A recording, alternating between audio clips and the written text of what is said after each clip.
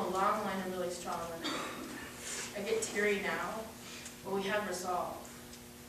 And we won't give up what we're doing. And now I'm just really pleased to say that we have other women, other people who are helping to protect our daughters. Because I think one of the things I wanted to share is that we don't look at this environmental violence just against women and children, although we are deeply affected. One of the things it's done is it's changed our role relationships, and that's been really hard. So we're up here, I think, a lot in some way to protect our men, because they are, I like to say, like an endangered species, especially our 18 to 24-year-old men who have the highest suicide rates. We do this to protect them too. And so we step forward because we're scared of what might happen if they step forward. So we all are in this now, and we're changing the way we are with our children. I just want to leave by saying one last thing. I know I'm running long. I apologize. I want to say that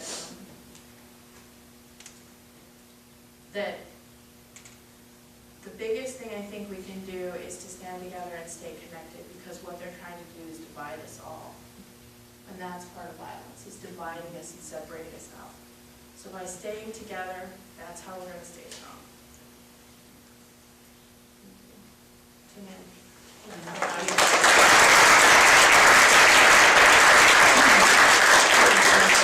That wasn't rambling. That was true. And we're going to continue on with some more truth. Sorry. I'm either sad or mad sometimes in these kinds of situations when we talk about these truths. And I think the women here today represent a dignity of our people and of our effort to stand tall in the face of all this. Because all of us have different experiences and stories that we could share. We could be here for a long time. So let's turn our attention to our final speaker, Faith Kimmel. And I knew that name. I remember her father, her whole family, I think, has just been active for years. She's been a leader in the environmental justice community for many years, working tirelessly to protect the Arctic National Wildlife Refuge. Faith Kimmel-Fredson is with Wintu, Pit River, and Nitsagwichin from Arctic Village. Faith is the current executive director of Reed Doyle, Resisting Environmental Destruction on Indigenous Lands. And that is a network that was created by Alaska Natives to share knowledge, experience, and strategies for addressing the detrimental impacts of fossil fuel and mineral development in Alaska.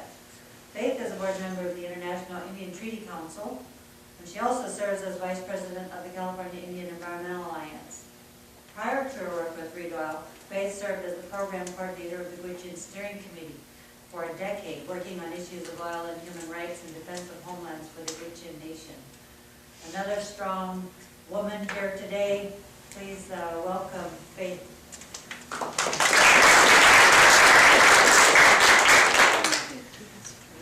It's an honor to be here to speak with this powerful woman.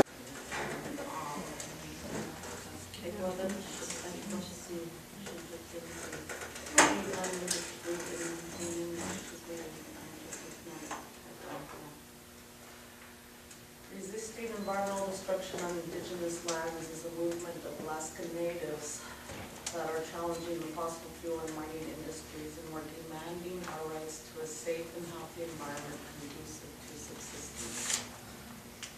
We aim to address the human and ecological health impacts brought on by unsustainable practices of the fossil fuel and mining industry, mineral industries, but also ensure the ensuing effect of catastrophic climate change, which is our reality in Alaska now.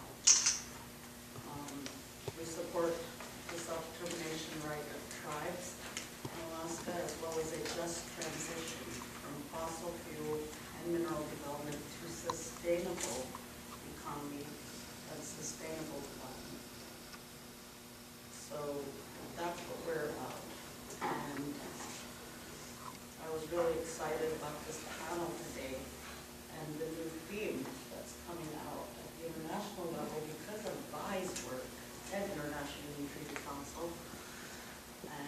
at that level, environmental violence, because it does capture what is happening here in our homelands, in our territories. And I was just thinking, as women,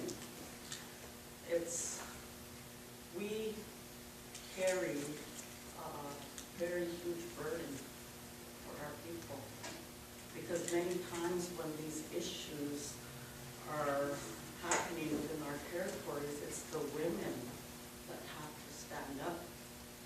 We're the ones that are strong enough to actually voice what's necessary to voice, and it becomes our responsibility to take that on. And it's kind of funny, I was thinking back,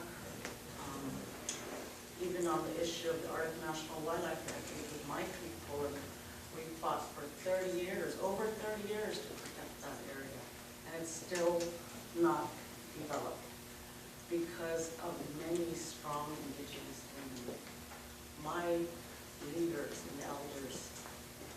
And when we decided to take on that issue, our elders told us, go out there, tell our story, do it in a good way, and we're going to win.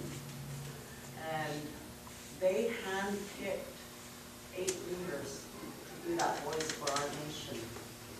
And they counseled them on how to go forward and be that voice for our people. And part of what they told them too is, when you go out there and tell our story, tell them that we're not just fighting for this area for our people, but it's for all humankind. Because in our belief, if that area is ever accessed, it's the beginning of the end in our traditional stories and our prophecies.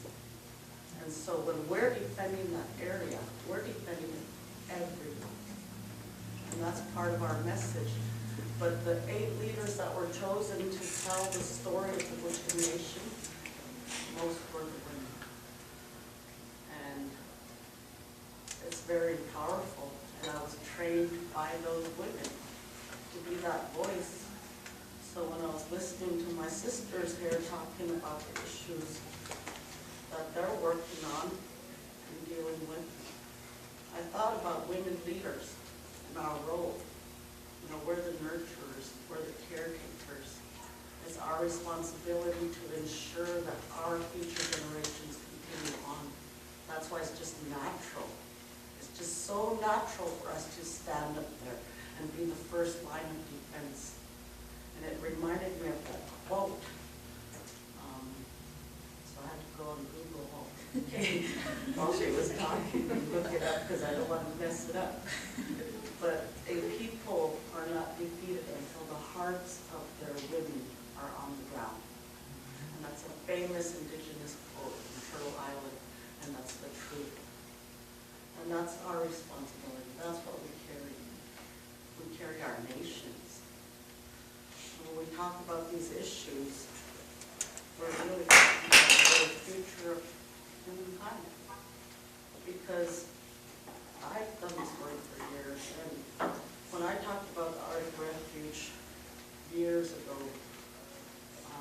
there was a spiritual gathering, and people were talking about sacred sites. People from all over the world.